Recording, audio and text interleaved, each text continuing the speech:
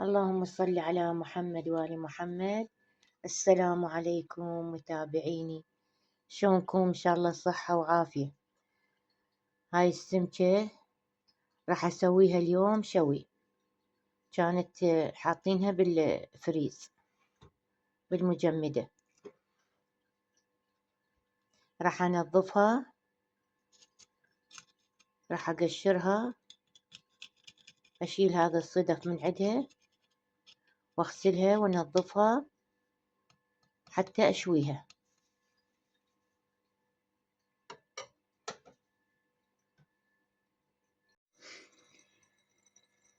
هاي السمكة غسلتها ونظفتها وخليت سيليفون وخليتها بالصينية.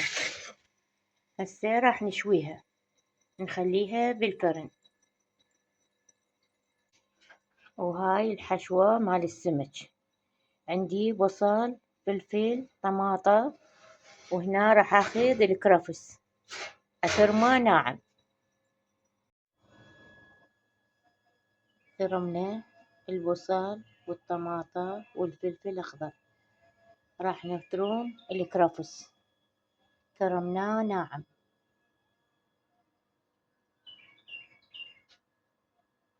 وهاي السمكة مالتنا خليناها بالفرن، هم جاي تستوي. خلينا معجون وخلينا ملح، وراح نضيف اللامندوزي. خلينا لمندوزي وراح نخلي الكركم. خلينا الكركم راح نخلطها كلها ونخليها على السمكة. بعدنا السمكة استوت، راح نخلي الحشو عليها. وهاي سمكتنا راح نخلي الحشو عليها. طلعناها من الفرن، راح نضيف الحشو عليها.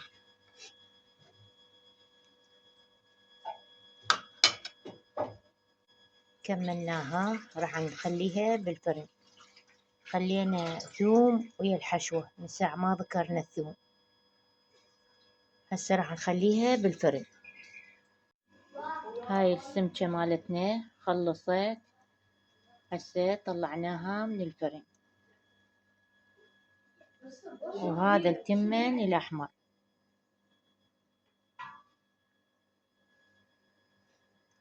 وسهمكم العافية حبايبي.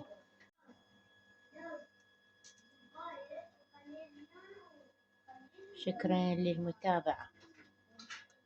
أشكر كل واحد يحط لي تعليق حلو، لايك حلو.